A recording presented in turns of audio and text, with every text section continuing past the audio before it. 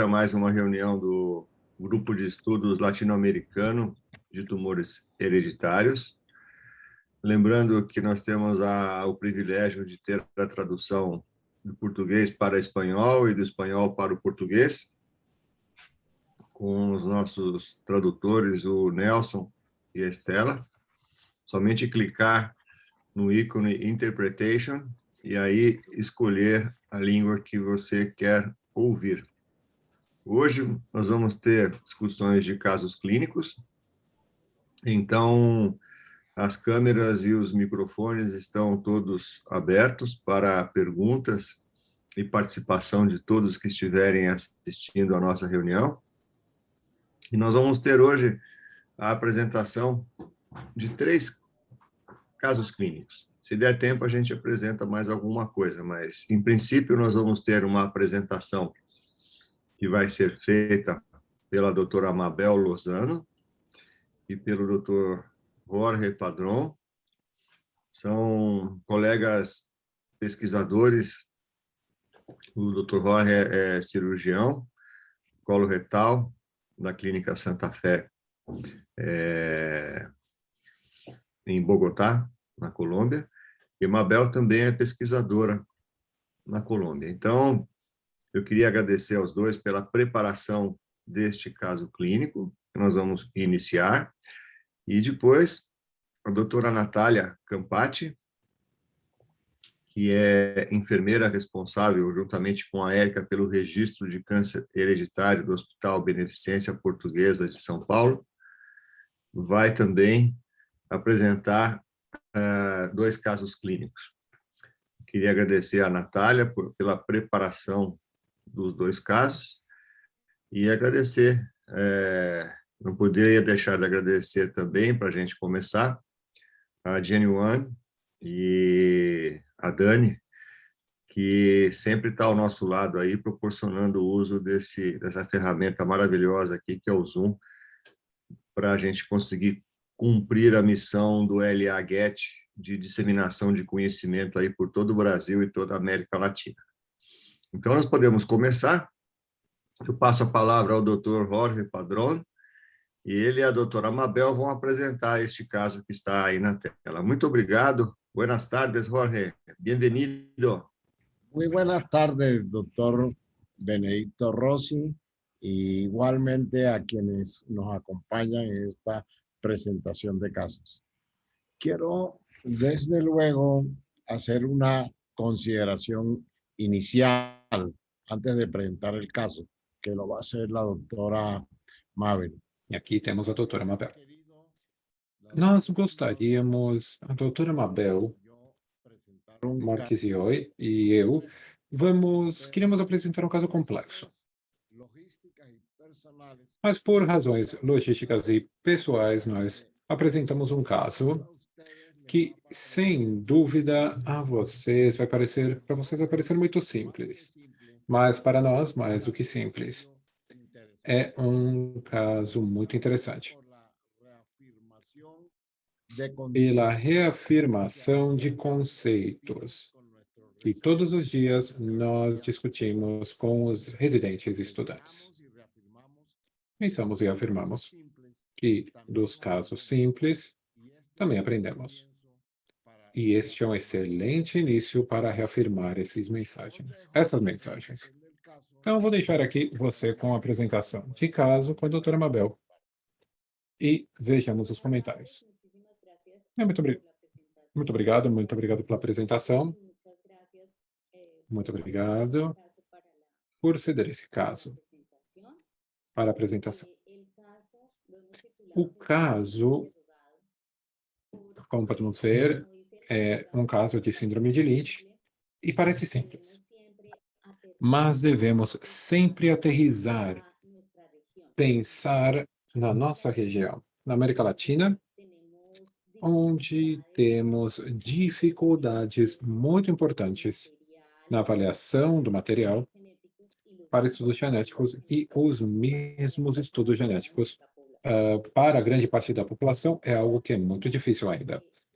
Bem, o caso fala de um homem, paciente do sexo masculino, como vocês podem ver, 74 anos de idade, diagnóstico aqui, ele é remetido para o tratamento da cirurgia, com cirurgia de uma lesão tumoral no cérebro. Então, foi documentado isto mediante colonoscopia. Portanto, esta também foi indicada pela dor abdominal difusa. Antecedentes importantes. Paciente diabético, tem hipotireoidismo. E paciente cirúrgico porque fez uma prostatectomia por um câncer de próstata. Então, quando fizemos as perguntas dos antecedentes familiares, câncer de cólon na família, por exemplo, ele não tem, mas ele tem câncer de mama na família no lado materno. Muito bem. A conduta feita pelos médicos nos seus laboratórios pré-operatórios. Aqui temos, então, o tórax, a tomografia de tórax, abdômen, ecocardiograma. Vocês podem ver todos os exames pré-operatórios. E temos também o paciente que fez uma hemicolectomia direita por cirurgia laparoscópica. Também linfadenectomia retroperitoneal e uma anastomose iliocolônica transversa. Portanto, o paciente se recuperou. Isto, vemos o pós-operatório que foi muito satisfatório.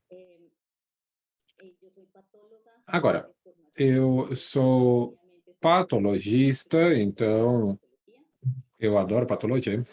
Então, vejam o relatório. Adenocarcinoma mucinoso de 6 centímetros de diâmetro, maior, com a penetração das vísceras no peritônio, com perfuração macroscópica do tumor, o estadiamento PT4A.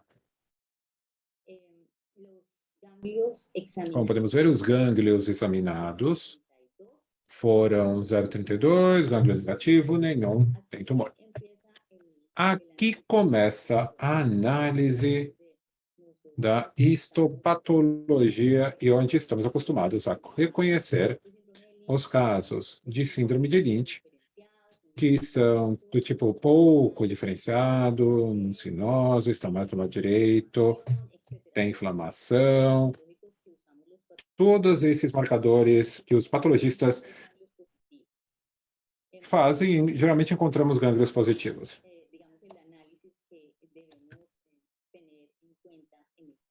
E temos essa análise aqui. Você pode devolver um diapositivo, por favor? Mabel, se você puder voltar um slide. Muito importante. O comentário feito foi muito importante. Tumor do lado direito. Mucinoso. Tumor grande. Linfonodos negativos. Características Então, clínico-patológicas que temos que ter na são cabeça. características clínicas patológicas para um caso suspeitoso de síndrome de Lynch. Aí é N0, não? Ou Sim. N1. Então, aqui tem 0. Sí, señor. Yo quiero destacar Eu gostaria de destacar um número de gânglios que ressecamos numa cirurgia laparoscópica. E aqui falamos da radicalidade. Quão radical é o procedimento? Perfeito. Sí, señor. Nosotros, pues el doctor Padrón y nosotros estamos en ciudades Então, estamos em cidades diferentes. A laparoscopia tan utilizada para não é tão utilizada, es una dificultad é técnica. uma dificuldade técnica muito importante. Tan grandes siempre los llevan a la laparotomía en nuestra. E aqui temos a laparotomia. Nosotros, Mabel vive en una ciudad regional, entonces pues el doctor Padrón sí está en la ciudad capital.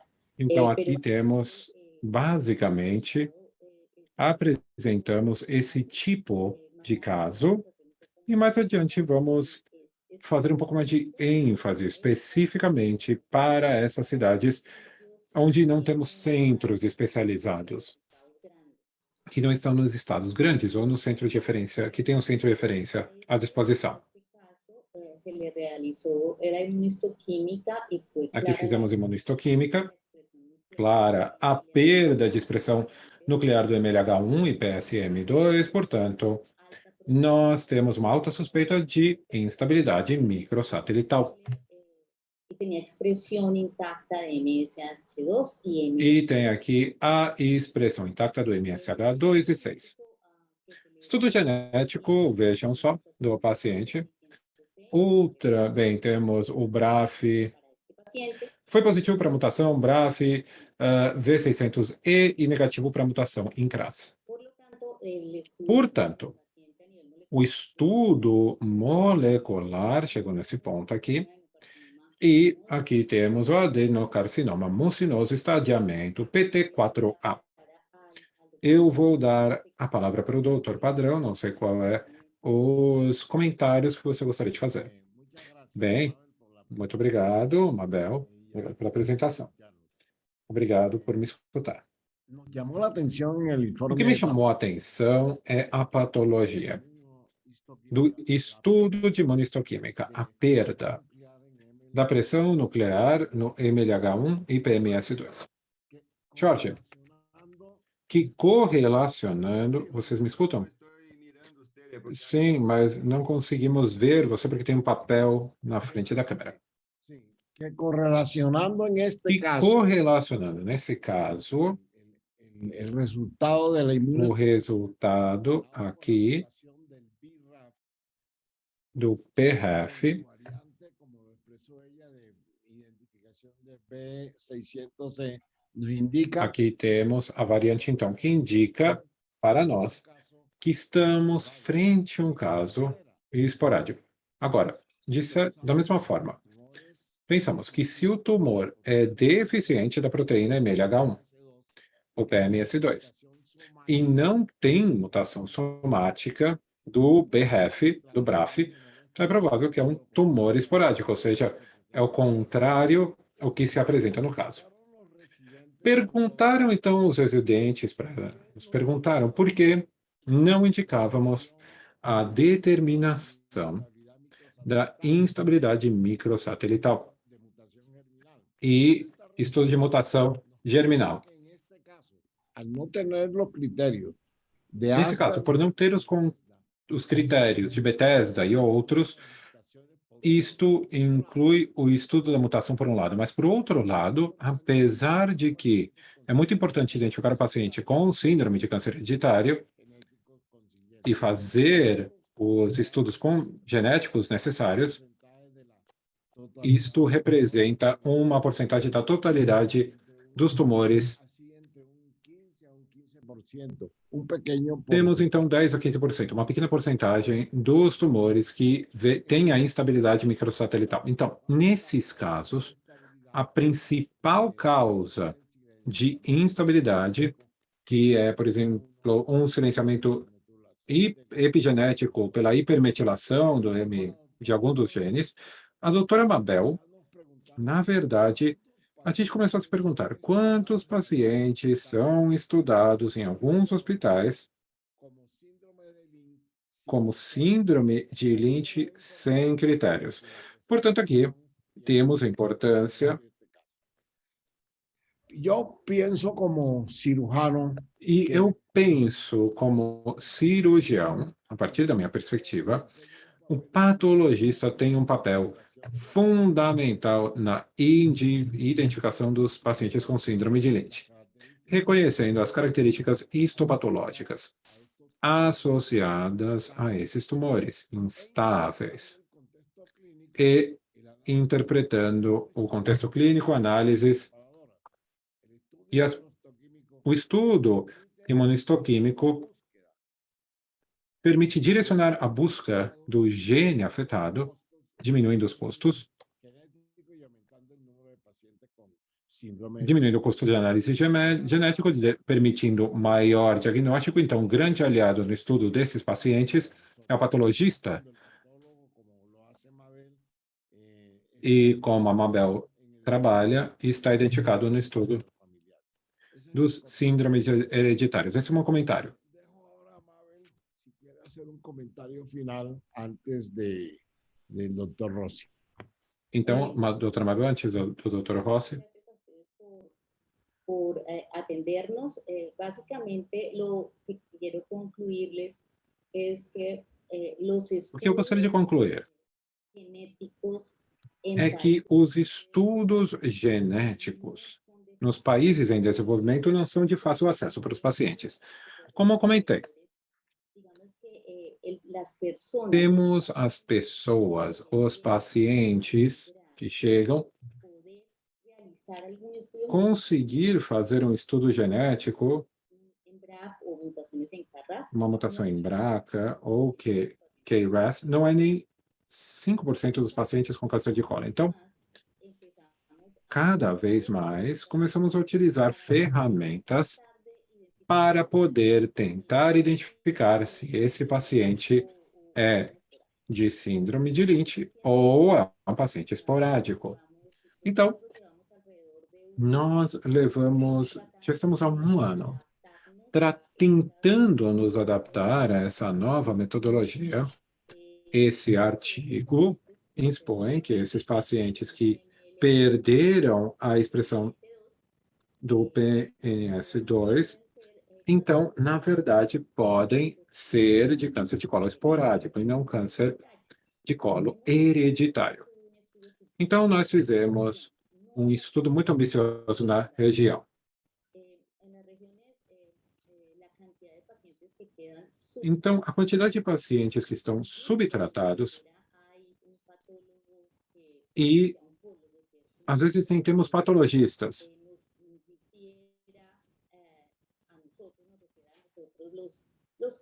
Então, aqui recebemos os casos, mas temos que ter critérios histológicos para suspeita de síndrome de Lynch. E cada vez mais estamos utilizando essas ferramentas, como a imunistoquímica. É simples, é barata.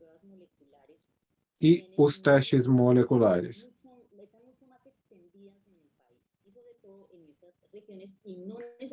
E não precisamos um patologista, oncologista para interpretação.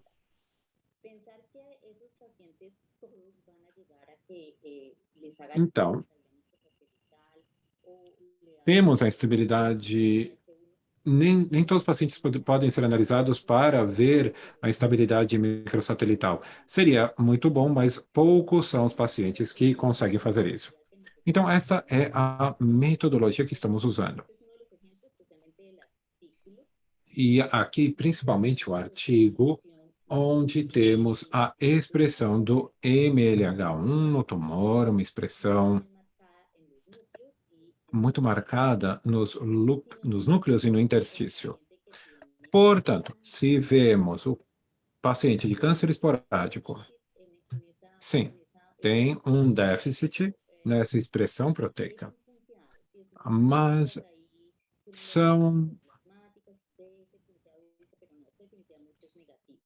realmente aqui é negativo. Está muito bem feita, a imunistoquímica está muito claro, o interstício, intensamente positivo, mas temos aqui esse déficit que nós falamos que é negativo, é negativo. E o paciente que, na realidade, tem síndrome de Lynch, o tumor é totalmente negativo. E não tem nem uma pequena pinta nesse pontilhado na célula tumoral. E é isso que nos permitiu dizer, ok, na realidade, falamos com oncologistas e vemos que esse paciente não podemos considerar os critérios de Bethesda porque o paciente não tem filhos.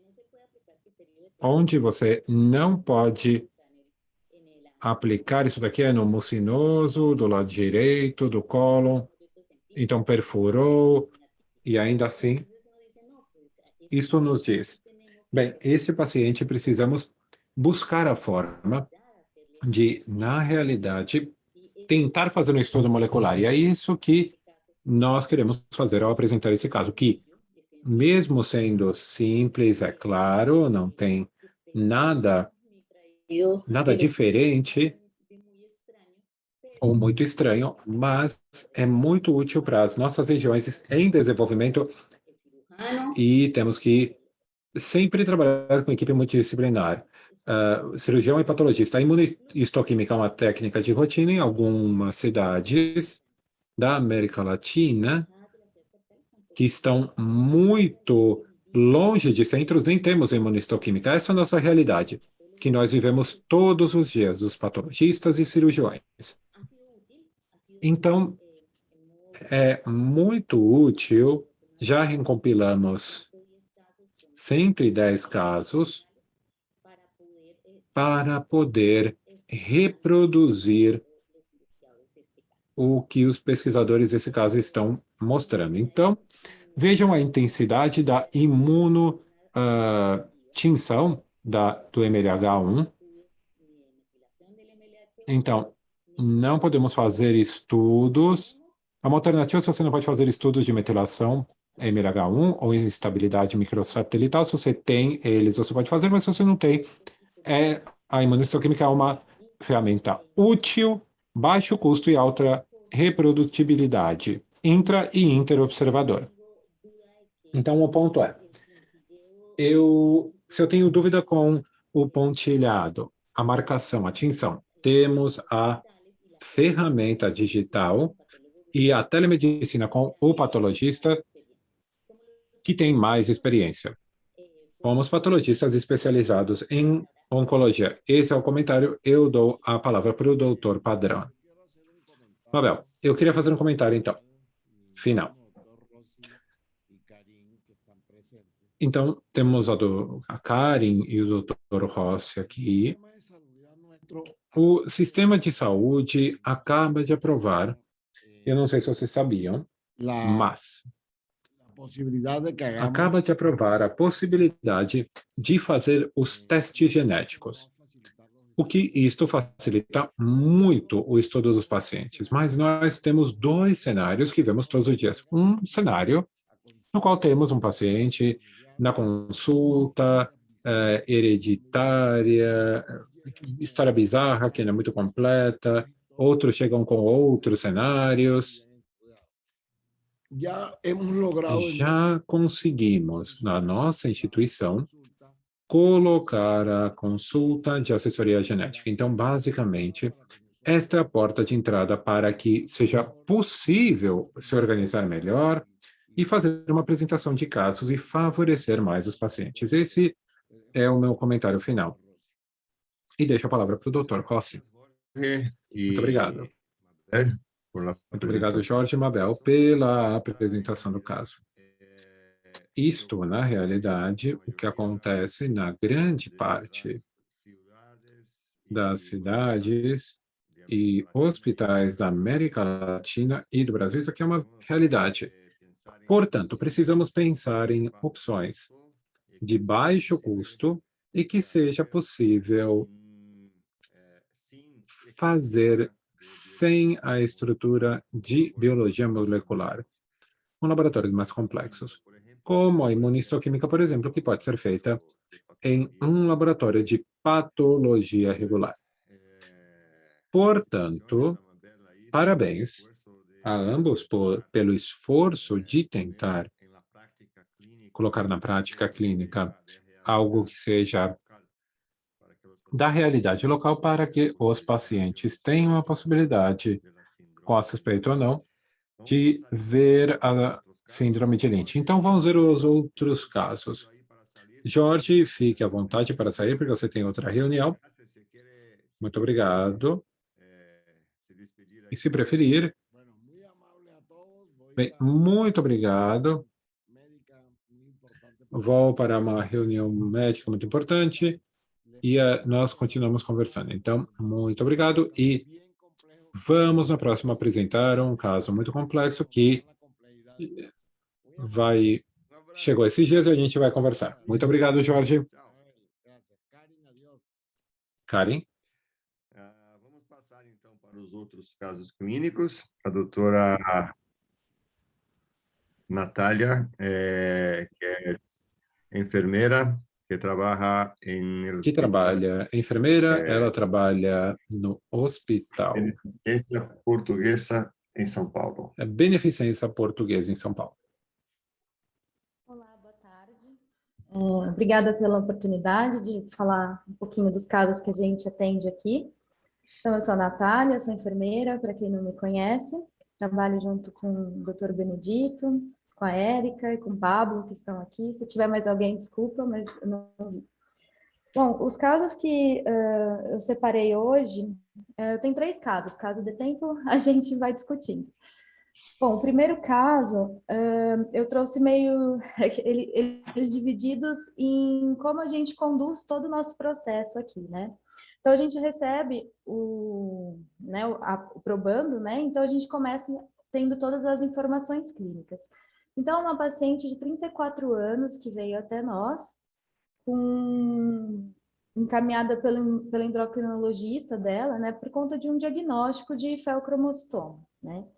Ela, previamente ao aconselhamento genético, ela já tinha feito todo o processo, né, de clínico para retirada do feocromostoma. Então, ela fez uma videolaparoscopia em outra instituição. E ela conta também que já tinha sido diagnosticada com transtorno de ansiedade há aproximadamente 2 anos. Então, o que a gente tinha de informação, que era uma paciente que veio de outra instituição, né, eram essas informações. E também ela contou para a gente que trabalhava numa administradora de empresas, ela morava sozinha, era católica, né? Então, também tinha questões de conflitos, né, com familiares, no sentido de contar sobre suas questões de saúde. Ela não costumava dividir isso com ninguém, né? E durante o aconselhamento genético, ela estava muito ansiosa e acabou chorando, né, um pouquinho.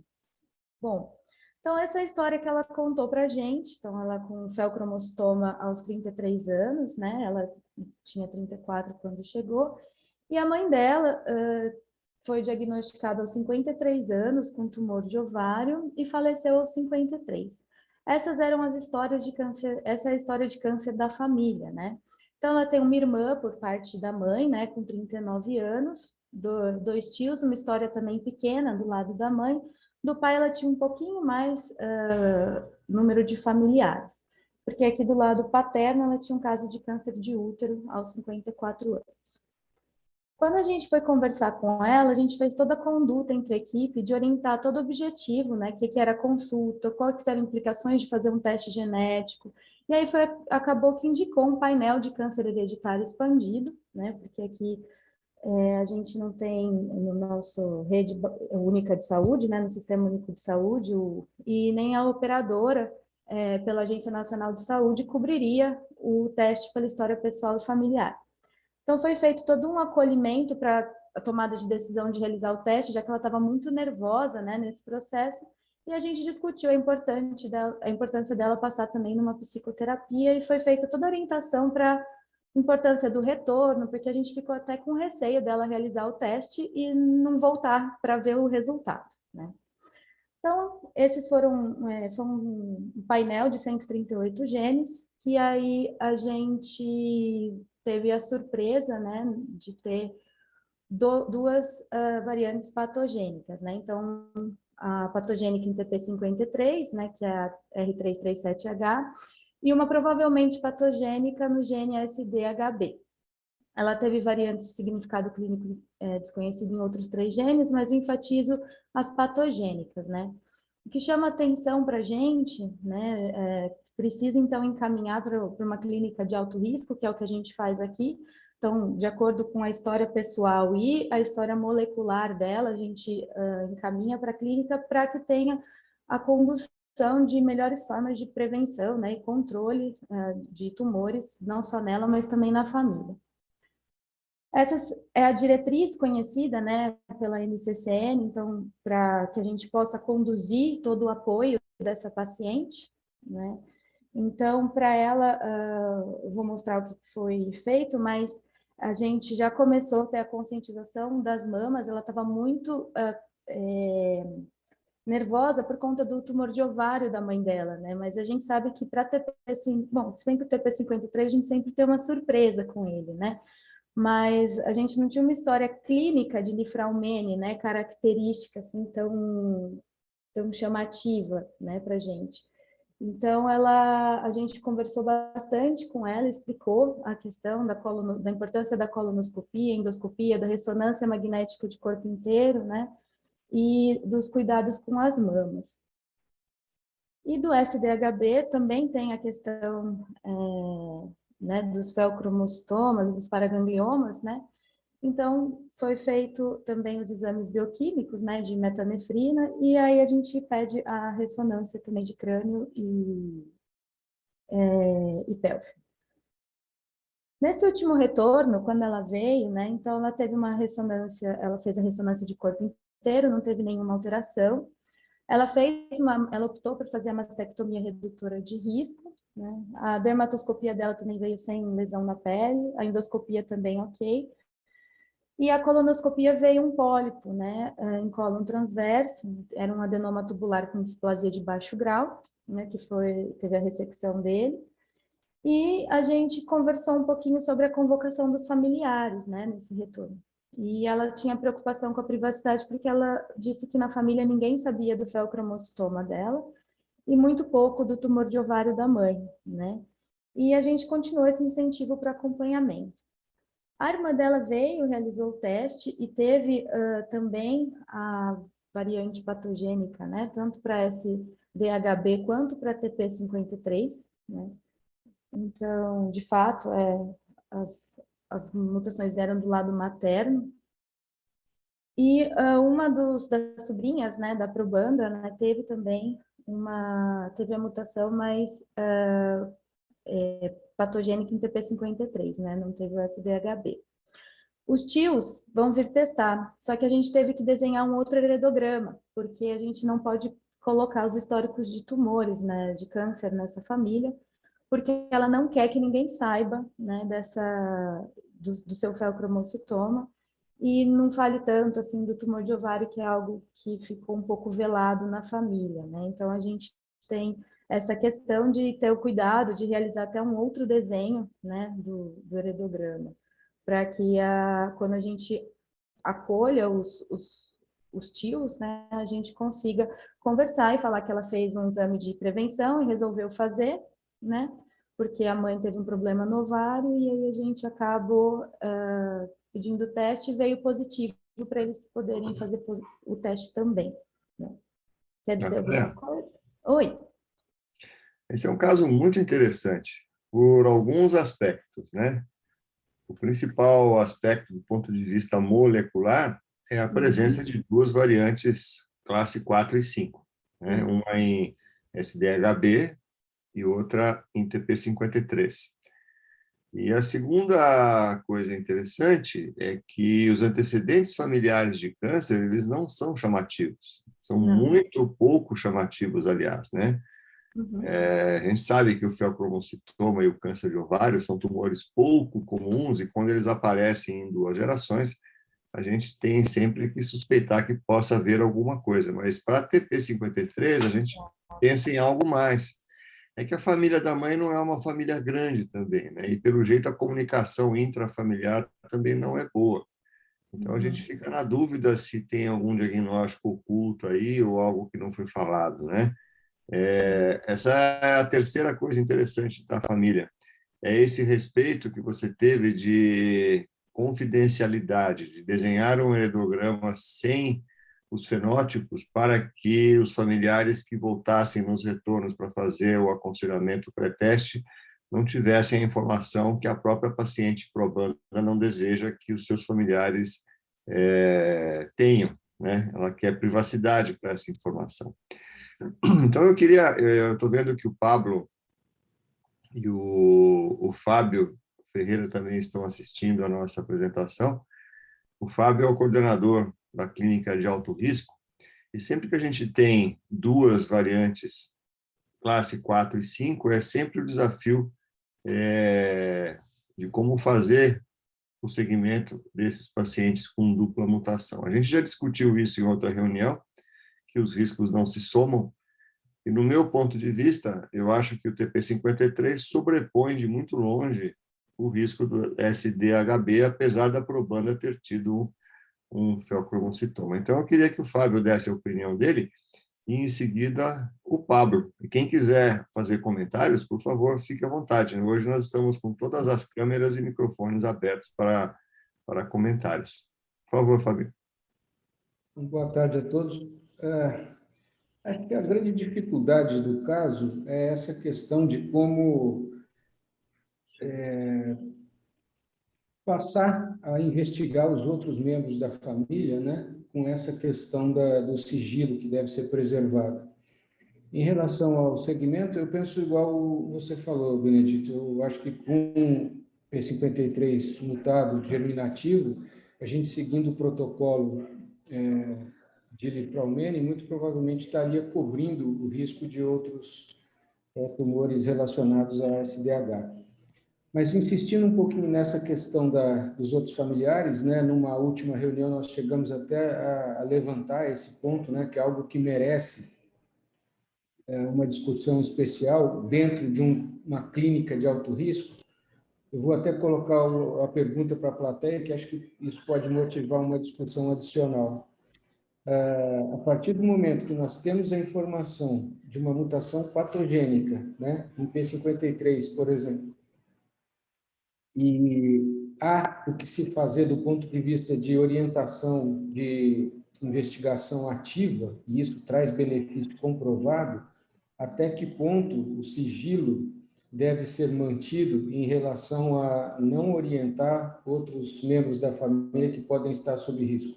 Eu entendo que, do ponto de vista ético, a gente deve respeitar como foi feito, inclusive essa questão de fazer um heredograma à parte, mas sempre fica a dúvida, né? E houve uma proposta do grupo na última reunião, de até o Pablo levantou essa questão, de consultar o CRM. Eu, particularmente, acho que deva existir uma forma de se fazer um documento, um termo de consentimento que o doente assinaria, dando liberdade para a investigação do resto da família, independente dele, eventualmente. Mas é algo controverso, acho que é uma questão bem difícil, bem aberta. Eu não saberia dar uma opinião formada, mas dentro da clínica de alto risco, se eu pudesse influenciar isso, eu seria favorável a que a gente tivesse uma maneira ética de propor a investigação nos familiares. É que nesse caso, né, doutor Fábio, é diferente, ficou um pouco mais simples, porque ela não queria que contasse do diagnóstico, mas não da questão da mutação, né? Então, ela se preocupou dos familiares estarem em risco, mas ela só não queria que contasse do caso de câncer dela e não ficasse falando tanto da mãe. Mas a gente, né, sabe, porque o pessoal sabe, da família sabe da lesão da mãe, porque foi algo bem traumático, principalmente, acho que para ela, claro, mas ela não queria que fosse que as pessoas soubessem dela, do caso do feocromocitoma. Eu entendi, Mas se fosse o oposto, tipo, segurando a informação da mutação, que os familiares podem estar em risco, né? E não contar para eles extrapolar, aí a gente entra nesse empate ético que a gente sempre tenta melhorar nos atendimentos, né? Que é complicado. Eu entendi, mas a partir do momento que você tem liberdade de conversar com um familiar que tem uma mutação patogênica na família e tirar a história e fazer o heredograma, nós vamos chegar nas outras informações. Então, é uma questão de respeito ao indivíduo que pediu esse sigilo, mas, no fundo, isso vai acabar sendo revelado para os outros membros da família, né? Acho que a discussão do caso, e sendo P53, né, o impacto desde das crianças, da família e tudo mais, é algo relevante. Eu fico pensando mais tardiamente, se aparece alguém já com um tumor estabelecido, às vezes numa fase avançada, e a gente deixou de fazer um diagnóstico precoce porque, vou usar o termo, respeitou o pedido de não interferir no resto da família, ou seja, a informação, se não for levada pela probanda aqui, até que ponto a gente deveria ficar em silêncio? Eu tenho uma séria dúvida sobre isso. Sim. São os dilemas éticos da genética, que a gente fica sempre tentando ver do aspecto de vista legal, né? O que Pablo ia dizer? Bom, boa tarde a todos. Parabéns aí pelo caso apresentado, um caso muito interessante. Também o caso anterior, caso muito interessante, né? Eu vou começar falando sobre o quadro clínico da probanda, que é o feocromocitoma, né? Feocromocitoma, para nós termos uma ideia, ele é um tumor raro, né? Tumor raro. Tá? E toda vez que nós estamos frente a um tumor raro, nós devemos sempre levantar a suspeita de que alguma alteração genética que predisponha, né, a tumores esteja envolvido. Tá? Para vocês terem uma ideia, a incidência de feocromocitoma, a incidência por ano de feocromocitoma na população é de um caso a cada 100 mil habitantes, né? Então, para você ver como realmente o feocromocitoma ele é um tumor raro, ok? E o que chama mais atenção é a idade do aparecimento desse feocromocitoma na probanda, né? 34 anos. Quer dizer, então, aí nós temos duas características que nós já temos que acender o sinal de alerta para uma síndrome de predisposição hereditária ao câncer. Um tumor raro numa idade jovem.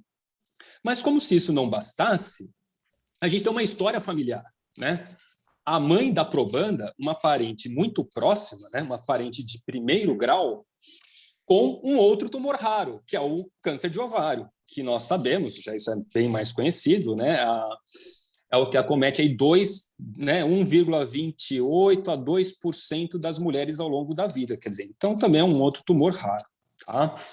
Muito bem, então a gente tem 3 características que nos chamam a atenção e que realmente essa paciente merece ter um aconselhamento genético e merece ser testada, né, por um painel abrangente de genes de predisposição hereditária ao câncer. Tá? Então, ela tem feocromocitoma em uma idade jovem com uma história familiar positiva de um outro tumor raro, que é o ovário. Tá? De todos os feocromocitomas, 25% deles estão associados a alguma síndrome genética, alguma síndrome de predisposição hereditária ao câncer, como, por exemplo, né, a síndrome do paraganglioma feocromocitoma, causado pela mutação no gene SDHB,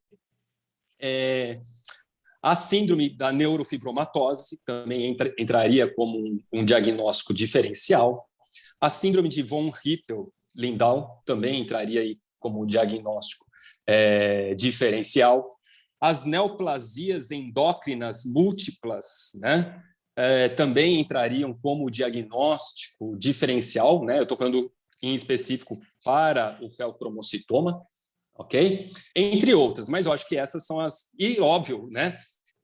A síndrome de Li-Fraumeni, que a síndrome de Li-Fraumeni realmente ela pode dar qualquer tumor, né? Ela sempre nos surpreende, como disse a Natália, né? É uma síndrome que nos surpreende porque ela pode gerar aí qualquer tumor, né? Incluindo o... Oi. Nós temos a honra de estar assistindo a gente hoje a Emília Pinto, que é uma estudiosa de TP53, que teve um papel importante aí no CHAF, né?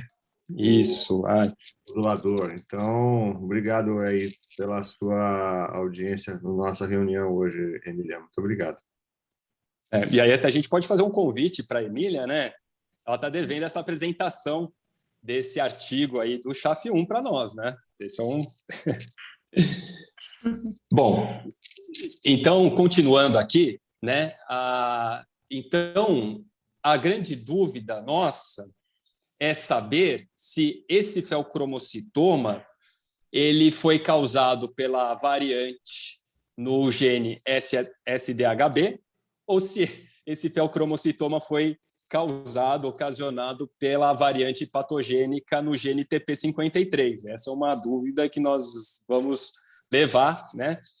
Só fazendo mesmo aí uma análise de perda de heterozigose nas células tumorais para saber de onde esse tumor foi originado, se foi do TP53 ou do SDHB, né? Mas eu queria chamar a atenção da importância de teste genético, porque, veja, eu não sei a mãe da paciente, né? E aí eu acho que a importância do serviço de oncogenética, a importância do aconselhamento genético, a importância de se testar os familiares quando a gente encontra uma variante patogênica num indivíduo, tá? Que veja, se essa mãe da probanda que desenvolveu o tumor de ovário fosse testada, né, para um painel genético, né, e já tivesse, então, tido o diagnóstico molecular das duas variantes, né, do TP53 e do SDHB, quer dizer, muito provavelmente, e nós fizéssemos a testagem de todos os familiares para ver como é importante a testagem dos familiares, né, e o acompanhamento clínico, né, no serviço de oncogenética, provavelmente a paciente, né, a filha, a probanda, né, a que originou todo esse caso, né, toda essa consulta, poderia ter aí descoberto ou até mesmo prevenido o tumor, o feocromocitoma, né? Então, mostrando aí a importância de se fazer a testagem genética dos familiares, né? E aí acho que isso é um assunto para uma outra aula, né? Esses aspectos éticos de testar ou não os familiares de um indivíduo que tem uma mutação, né? Uma variante patogênica num desses genes, tá? Uma outra coisa é a gente, para fazer o acompanhamento, o manejo clínico desses pacientes com duas variantes, né? A gente vai ter que fazer a adição, né, dos dois segmentos, né? O segmento do lifraumene e o segmento do paraganglioma feocromocitoma, né? Dos dois protocolos, né?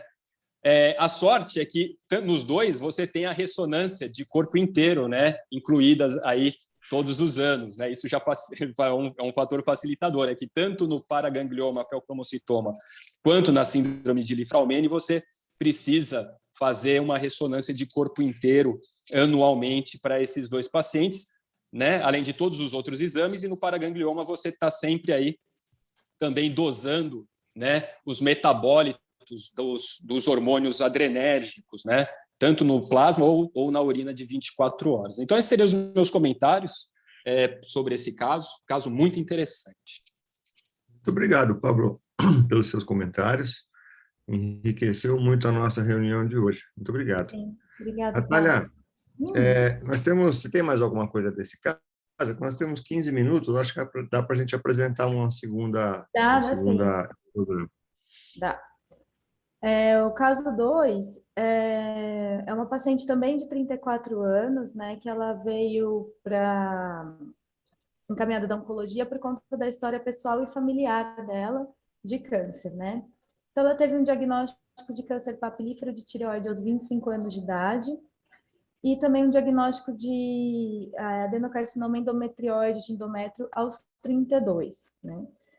Então, tem as questões que ela não tem religião, ela não sabe se quer ter filhos, e esse é o heredograma, né? Então, ela tem, quando ela chegou até nós, ela tem o câncer de tireoide e de endométrio. Aqui a gente tem um caso de câncer de linfoma. Aqui, não sei porque, acho que deu alguma má resolução, mas aqui a gente tem um glioma. O linfoma foi aos 22 anos e o glioma também aos 22 anos, tá? Aí a gente tem histórico de estômago, né? Câncer de estômago, laringe mais tabagista aqui do lado materno e do lado paterno um diagnóstico de câncer de sistema nervoso, né? Aos 70 anos, né? Então, essa é a história familiar. Então, a gente fez todas as orientações e também foi pedido o painel de câncer expandido. O resultado desse painel veio a variante patogênica no gene BRCA1, né? E para a gente também chamou atenção, né? E foi encaminhado para cá toda a família e a probanda, né? Que a gente tinha um histórico de endométrio, tireoide da probanda, né? E linfoma, glioma.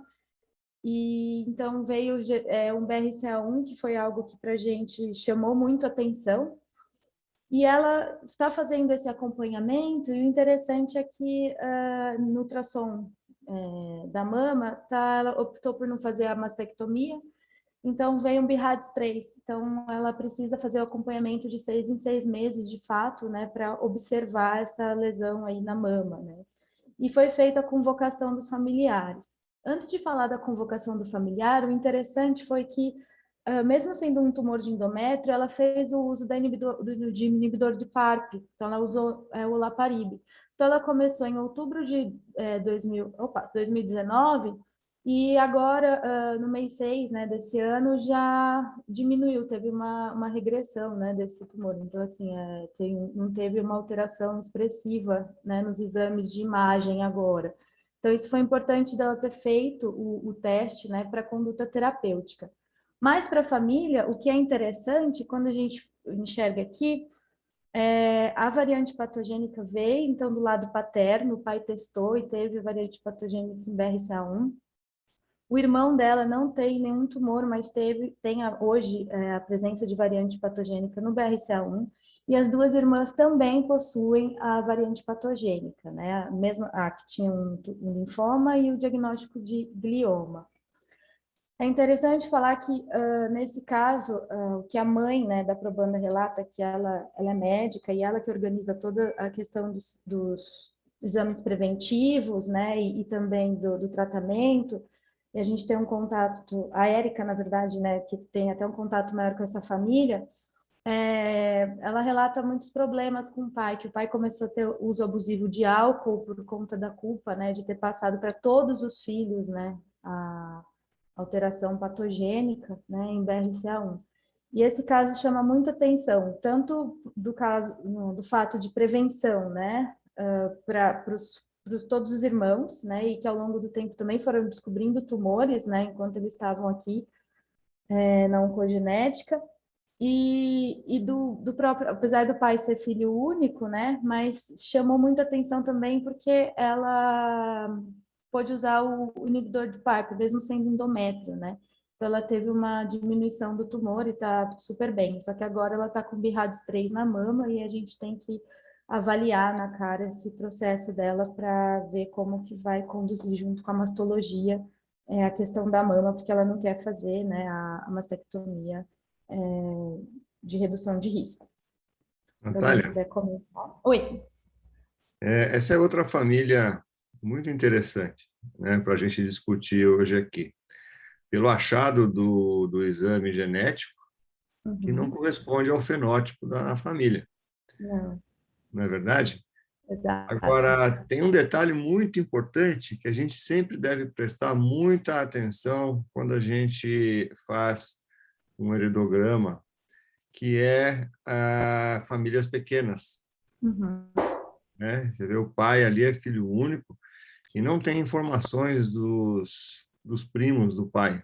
Né? Não. E nem Então, dos assim, tios, né? nem dos tios, nem os irmãos do pai, a mãe da mesma maneira, e o pai da probanda é filho único. Então, além de ser do sexo masculino.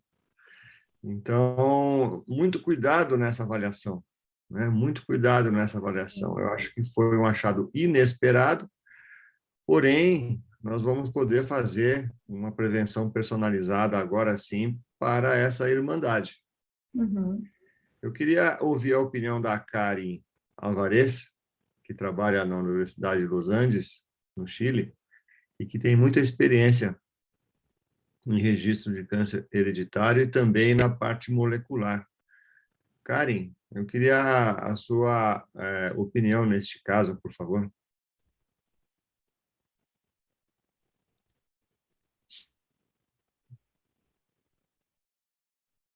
Deixa eu ver se ela saiu aqui. Enquanto isso, viu, Pablo? Eu falei para a Mabel, aqui no chat, que você não fez um convite a ela. Para a Mabel, não, desculpa, para mim. Você não fez um convite para ela, que você fez uma intimação. E ela aceitou muito gentilmente participar, viu, da nossa reunião. Legal. Se marcar a data, para ver. Já vai ser Obrigado, a audiência vai ser alta, hein, Emília? Ai, meu Deus, é sempre controverso quando a gente fala da 337, né? Mas eu acho que vai ser gostoso. Pode marcar a data, a gente fala. Obrigado, Miriam. Ah, imagina. Karen, você está nos ouvindo?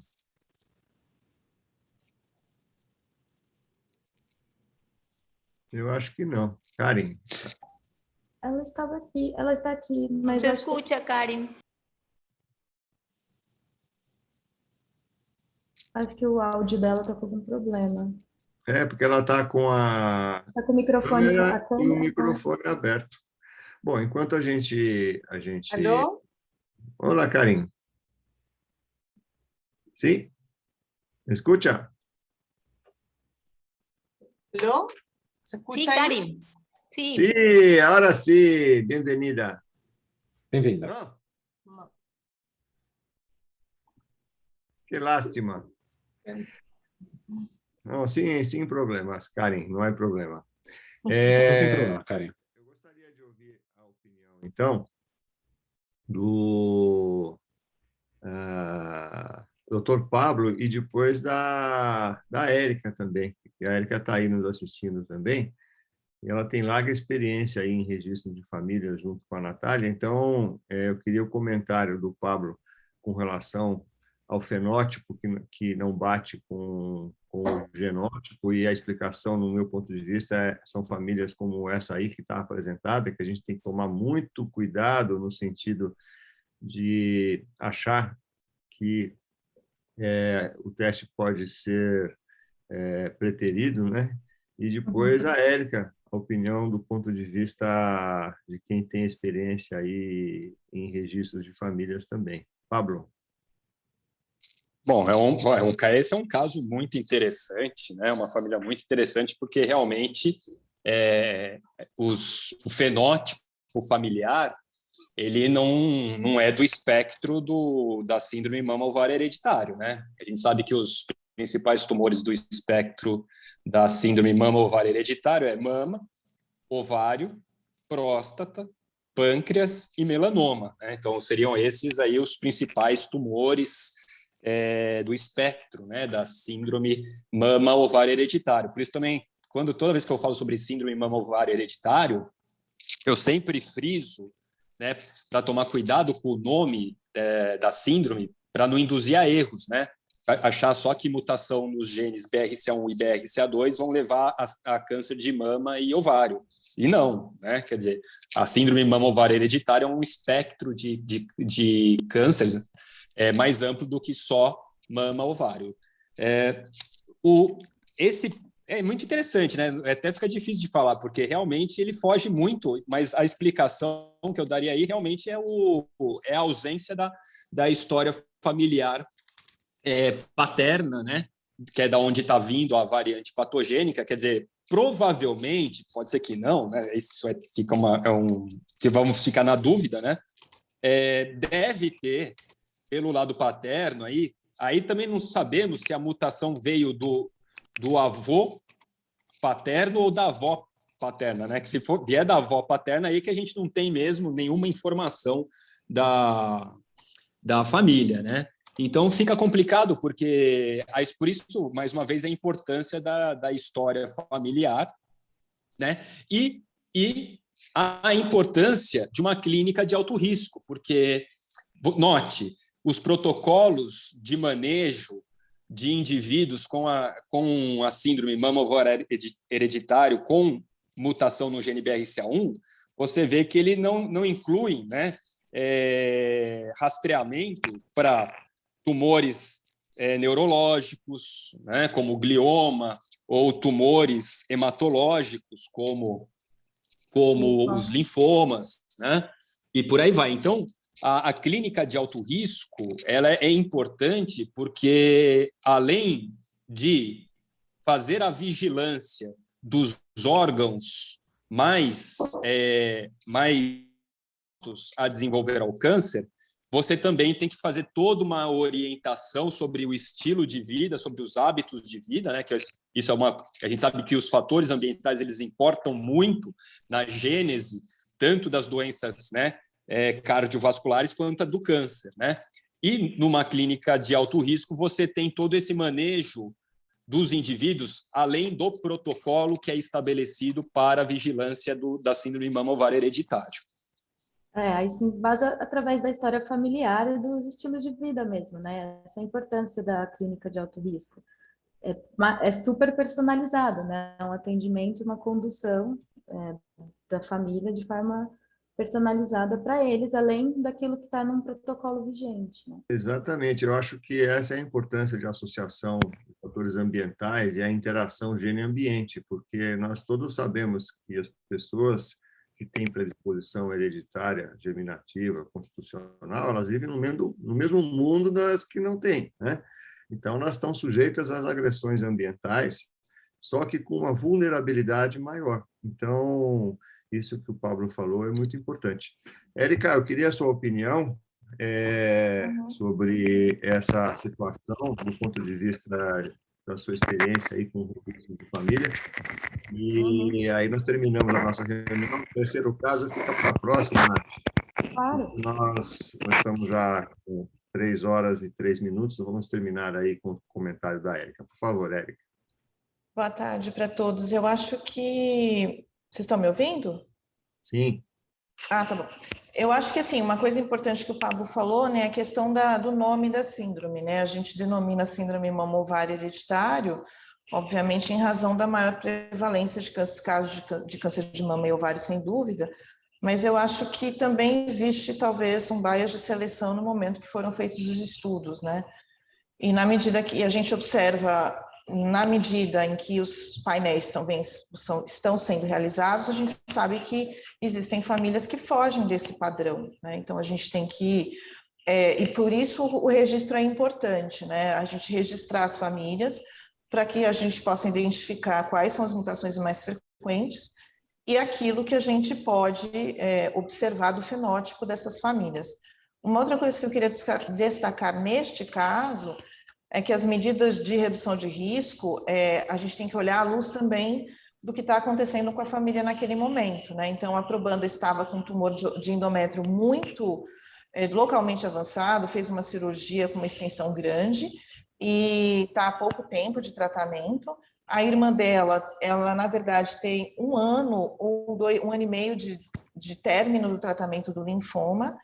E a outra irmã que tem um glioma e foi realizada uma ressecção, ela acho que ela fez umas 2 ou 3 ressecções, e ela tem 10% da visão atualmente. Então, também, o momento de se propor, né, porque a gente tem pessoas que estão, né, com um tumor, e então a gente tem que lembrar disso também no momento dessa personalização. E, sem dúvida, né, as consequências psicológicas de um teste genético, né, que para o pai, que já estava com outras situações, também é importante lembrar, ele não tinha só esta situação específica da mutação, mas outras coisas acontecendo, e essas dificuldades que essas famílias enfrentam ao longo do tempo. Muito obrigado, Érica. E como a gente falou muito de clínica de risco aí, eu queria que o Dr. Fábio desse uma pincelada final. Fábio, aí você pode terminar a reunião, por favor. Obrigado. Então, eu ia até fazer um comentário. Eu acho que esse caso ilustra bem que o teste foi pedido porque tinha uma paciente jovem com 2 tumores primários, mas a gente não tinha, numa fase inicial, uma informação tão rica, né? E acho que isso vai acontecer cada vez mais. É o que a Érica acho que estava falando. Com os painéis, nós vamos ver que muitas dessas síndromes elas são multitumorais, né? Não é um espectro engessado. Eu tenho a impressão que, lógico, alguns tumores são mais frequentes, mas nós vamos começar a documentar, acho, de uma maneira mais ampla, o espectro de diversas síndromes, de uma maneira ao contrário, né? A partir do momento que você tem a informação da mutação, a gente vai começar a pensar que outros tumores que estão dentro da família talvez tenham relação com essas mutações. Eu acho que é uma nova fase que os painéis estão trazendo. E isso reforça a ideia da importância de, a partir do probando, mesmo numa família pequena, a gente ter cuidado de convocação dos outros membros da família para um detalhamento maior, né? Essa é a ideia da clínica de alto risco. Sim, só para complementar rapidinho, que eu coloquei aqui, quem quiser pegar a referência, que tem essas questões da comunicação e desse momento que a Erika falou que as pessoas estão vivendo. Então, são de 4 filhos, 3 possuem tumor, os 4 têm uma variante patogênica.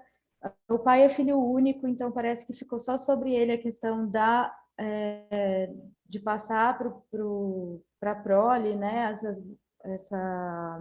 a mutação. Então, tem artigos que falam de questões dessas, bem específicas, quando é o homem que tem a mutação e passa, mesmo que ele não tenha câncer. Então, tem proteção paterna e meioestoicismo, que eles chamam, que é aquela questão do homem ser forte, que sempre vai proteger a família, e de repente parece que ele é causador de algo maior, então isso causa uma questão na família muito complicada de lidar. Então, era só isso para complementar. Quem quiser referência, é muito interessante ver sobre isso. É muito interessante mesmo, Natália.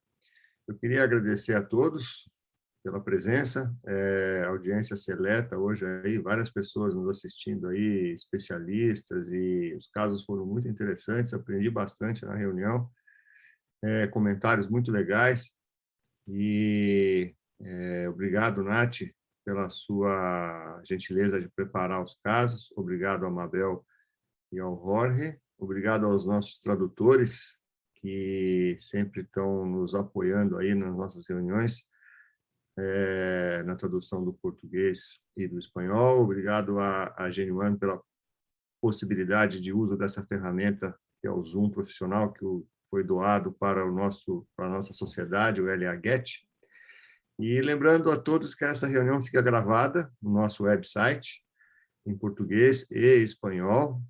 Nós temos as reuniões gravadas desde 2014 lá no site, ou seja, já estamos aí com 7 para 8 anos de reuniões gravadas. É um acervo único, nenhuma outra sociedade, a gente pode falar isso com todo orgulho, nenhuma outra sociedade tem um conteúdo tão amplo à disposição para quem quiser assistir às reuniões a qualquer momento desse tempo todo.